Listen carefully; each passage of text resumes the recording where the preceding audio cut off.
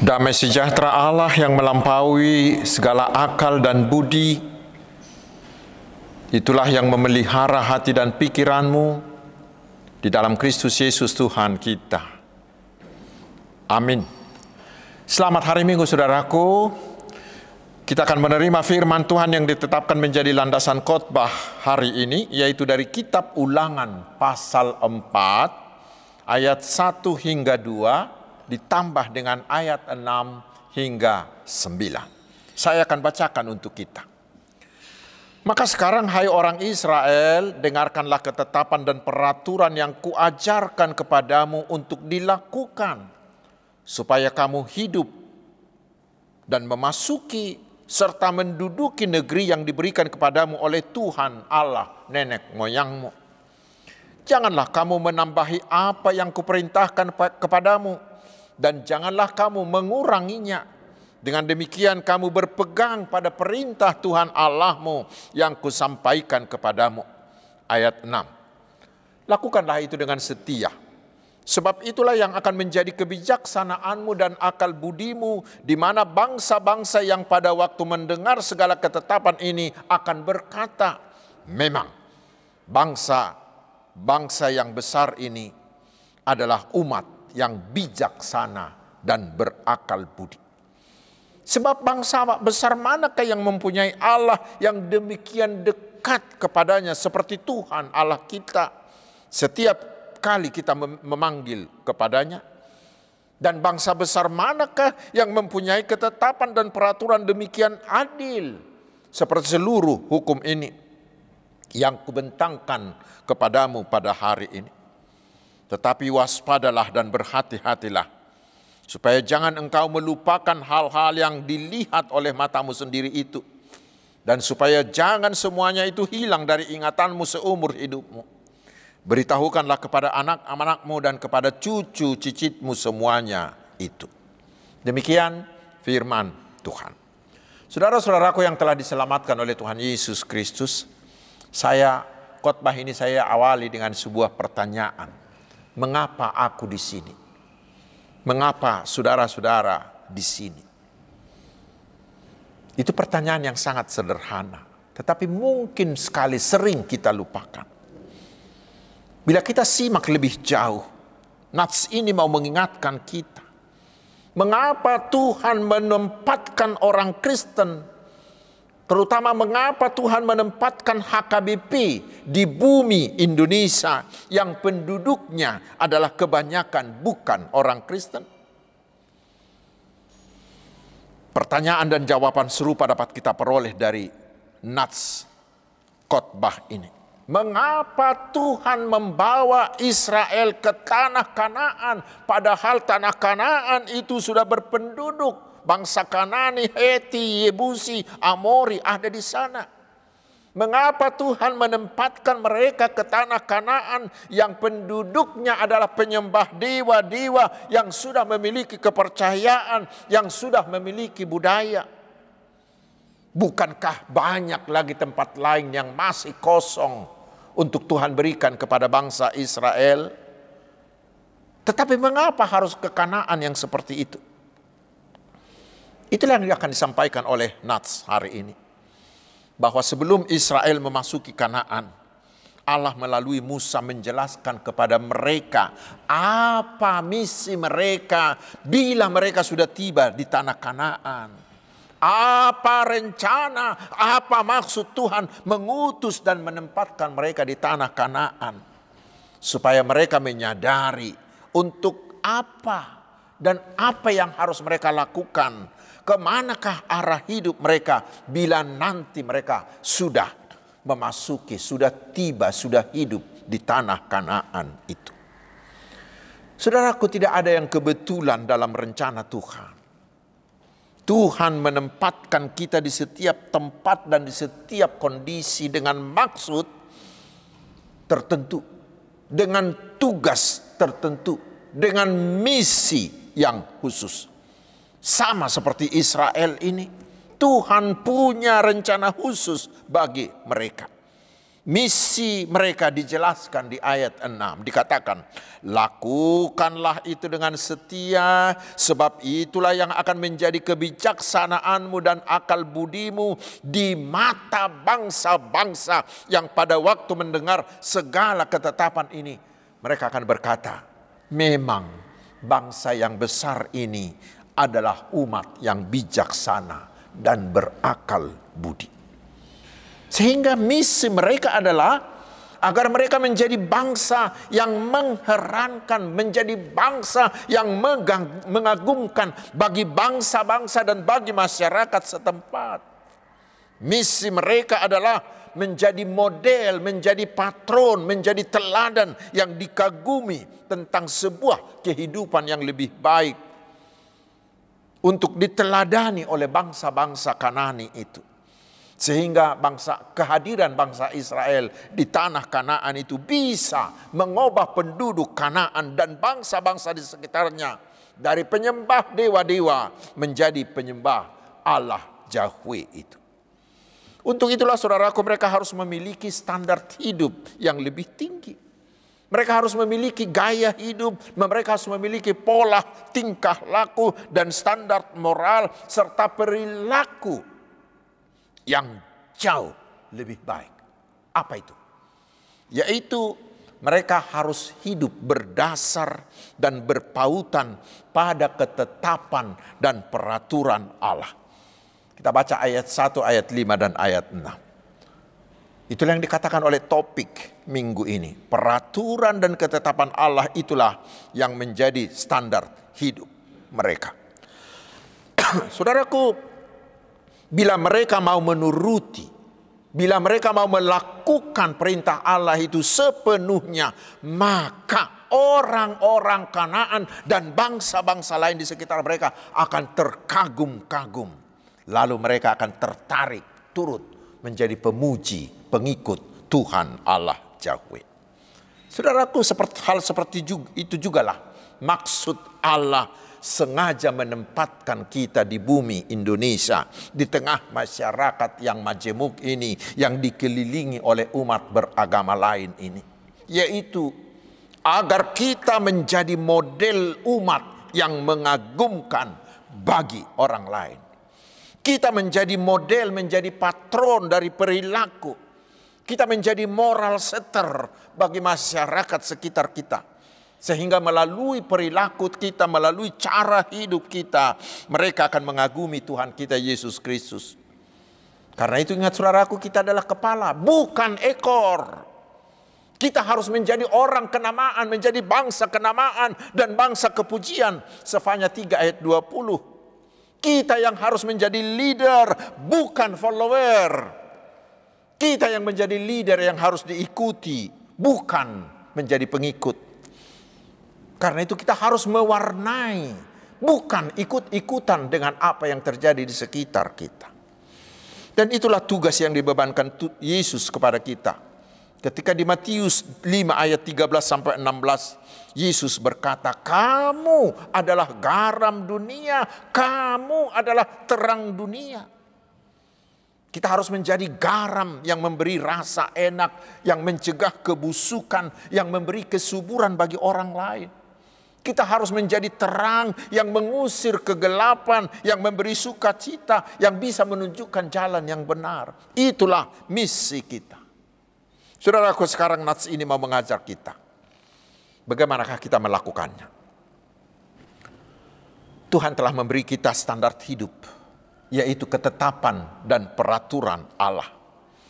Bagi orang Kristen itu adalah firman Allah yang tertulis di dalam Alkitab.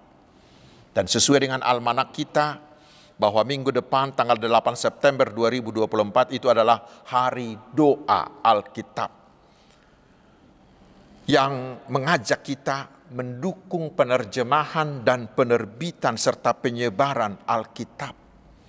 Tetapi juga mengajak kita agar semua orang Kristen, agar semua kita semakin rajin membaca Alkitabnya.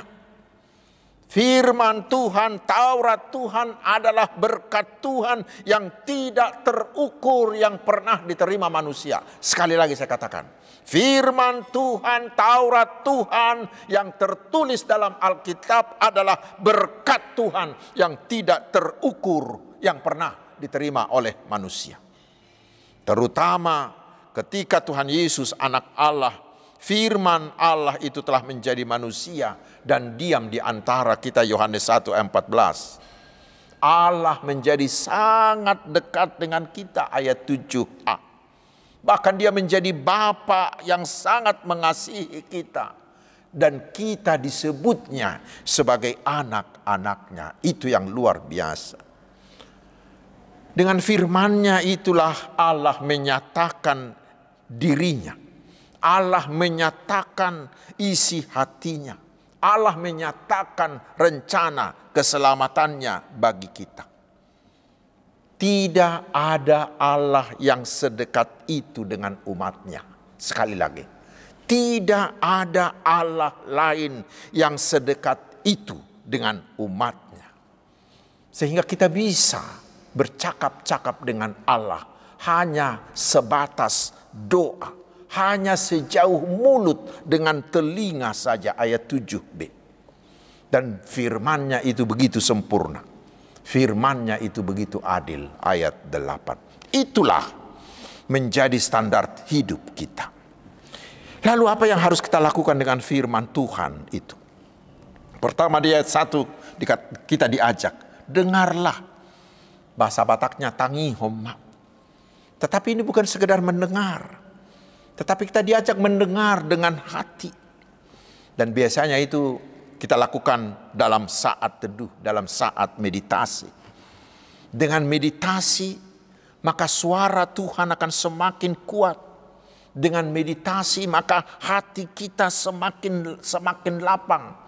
Dan sangat terbuka, sangat tulus untuk mendengarkan dan menerima firman Tuhan. Cobalah saudara-saudaraku, lakukanlah itu. Cobalah jadikan meditasi menjadi kebudayaan, menjadi budaya hidupmu. Lakukanlah meditasi, baca firman. Maka keadaanmu pasti akan berbeda.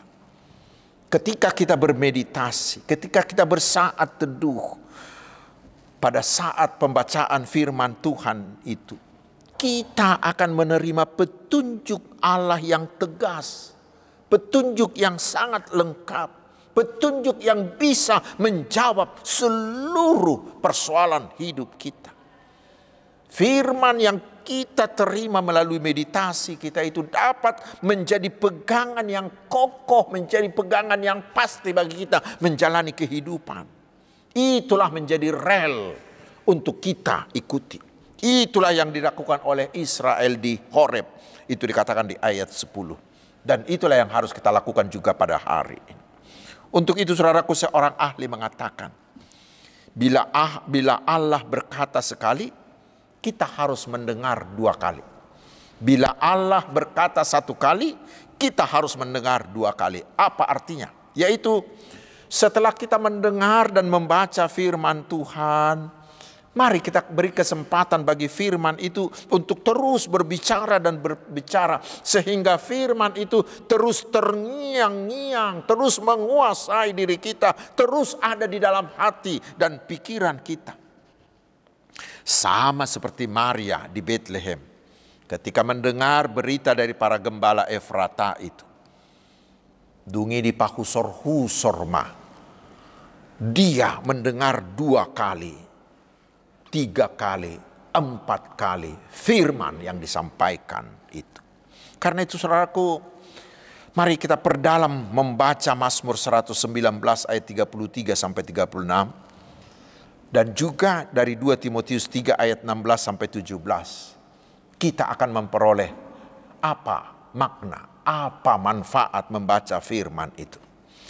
Dan seorang penulis pengkhotbah terkenal, Bapak Rick Warren, yang terkenal itu pernah mengatakan bahwa membaca, merenungkan, bahkan terutama menghafalkan ayat Alkitab setiap hari itu ibarat kita mengisi senapan rohani kita dengan peluru firman Tuhan yang siap ditembakkan ketika si iblis datang menggoda. Ketika si iblis datang, kita langsung matikan dia dengan firman Tuhan yang sudah ada dalam pikiran kita, dalam hati kita, dan kita keluarkan dengan mulut kita. Sehingga kita tidak menjadi korban dari si iblis itu. Itu yang pertama. Yang kedua, saudaraku, kita diminta di ayat 2, pahamilah firman itu secara murni. Setelah kita tadi mendengar, bermeditasi, mendalami, mari kita pahami firman itu secara murni. Dikatakan di ayat 2, janganlah kamu menambahi apa yang kuperintahkan kepadamu, dan janganlah kamu menguranginya. Dengan demikian kamu berpegang pada perintah Tuhan Allahmu yang kusampaikan kepadamu. Ingat saudaraku, firman Tuhan itu sangat sempurna. Kita baca Pengkhotbah 3 ayat 14. Sehingga tidak perlu ditambah dengan tafsiran-tafsiran yang aneh-aneh. Seperti yang dilakukan oleh para orang Farisi dan orang Saduki. Seperti yang kita baca di epistel tadi. Mereka tambah-tambahkan tentang adat istiadat. Hal serupa yang dilakukan oleh Paus beberapa ratus tahun yang lalu. Sehingga Bapak Martin Luther melawannya dengan salah satu tesisnya yang terkenal, yaitu Sola Scriptura. Artinya firman Tuhan itu sudah cukup sempurna, tidak perlu ditambah-tambah dengan fatwa-fatwa dari Paus atau dari siapapun. Firman Tuhan sudah sempurna. Itulah pahami secara murni. Dan yang ketiga, dan ini yang terutama, setelah mendengar, setelah memahami dengan murni, yang ketiga kita diharuskan melakukan firman Tuhan. Seperti dikatakan di ayat 6, lakukanlah itu dengan setia. Obey them faithfully. Saudaraku, mendengar firman Tuhan sangatlah baik. Tetapi bila hanya mendengar, itu adalah bodoh. Yakobus 1 ayat 23. Orang yang bijak adalah orang yang mendengarkannya lalu melakukannya. Matius 7 ayat 24. Ingat saudaraku, teori berguna ketika dia sudah dipraktekkan. Karena itu setiap orang yang mendengar dan mengetahui harus mengakhirinya dengan melakukannya, dengan mempraktekkannya. Seperti itulah juga dengan iman. Iman yang benar dan iman yang hidup adalah yang dilakukan di dalam tindakan nyata. Yakobus 2 ayat 17. Karena satu perbuatan jauh lebih berguna daripada 10.000 konsep-konsep tentang kebaikan. Saudara-saudaraku, perbuatan itulah bukti isi iman kita. Dan itulah yang dinilai, itulah yang dilihat. Dan itulah yang akan diikuti oleh orang lain. Sehingga kita ini bisa menjadi garam, menjadi terang dan ragi. Yang mempengaruhi, yang mengubahkan, yang mentransformasikan sekeliling kita. Yaitu ketika kita melakukan firman itu di hadapan mereka. Dengan demikianlah kita bisa memperluas lingkaran pengaruh sorga. Pengaruh Tuhan Yesus dan Injilnya di tengah-tengah masyarakat Indonesia kita. Sehingga semua orang akan kagum dan berkata kepada kita, memang orang Kristen ini adalah umat Allah yang bijaksana, umat Allah yang berakal budi. Sekali lagi saudaraku, itu tercapai hanya bila semua orang-orang Kristen benar-benar melakukan tindakan imannya dalam hidupnya. Dengan melakukan firman itulah kita menjadi sebuah daya pengubah yang sangat besar bagi sekeliling kita. Karena itu saudara-saudaraku, kekasih-kekasih Tuhan Yesus, mari wariskanlah itu kepada keturunanmu. Warisan utama orang tua bagi anak-anaknya janganlah hanya harta benda, tetapi yang utama adalah jiwa yang setia mendengar, jiwa yang setia menghayati, jiwa yang setia melakukan firman Allah dalam setiap detik kehidupannya. Karena itulah Kita harus mendidik anak-anak kita sejak usia dini menjadi orang-orang yang rajin membaca Alkitab, yang rajin merenungkannya, yang rajin menghafalkan ayat Alkitab dari firman Tuhan itu. Mengabaikan hal ini, saudaraku, dapat mengakibatkan kehancuran rohani yang menyedihkan bagi anak cucu kita. Dan itu bisa. Bila kita abai melakukan itu menjadi kehancuran orang-orang Kristen di Indonesia. Karena itu, saudaraku, berlakulah bijak terhadap anak-anakmu sekarang. Agar kelak mereka itu menjadi kebanggaan Tuhan dan menjadi orang-orang yang dikagumi oleh masyarakat kita. Lalu sekarang pertanyaannya, mungkinkah itu bisa terjadi? Jawabnya harus. Harus, itulah misi utama kita. Lalu bagaimana itu bisa terjadi? Mari, mulailah dari diri sendiri. Mulai dari diri sendiri. Selamat mencoba, saudaraku. Amin. Mari kita berdoa. Terima kasih Tuhan atas firman-Mu yang luar biasa. Kuatkanlah kami melakukan tugas misi yang Tuhan tetapkan bagi kami di Indonesia ini. Agar kami mampu menjadi pelaku-pelaku firman-Mu. Sehingga melalui itu kami bisa mengubahkan masyarakat sekeliling kami. Kami menjadi orang-orang yang semakin baik.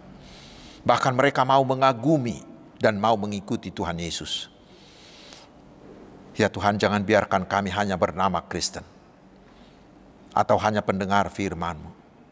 Tetapi biarlah kami menjadi pelaku-pelaku firman-Mu. Itulah misi kami di tengah dunia ini. Ya Tuhan yang maha baik, berkatilah hidup kami satu persatu.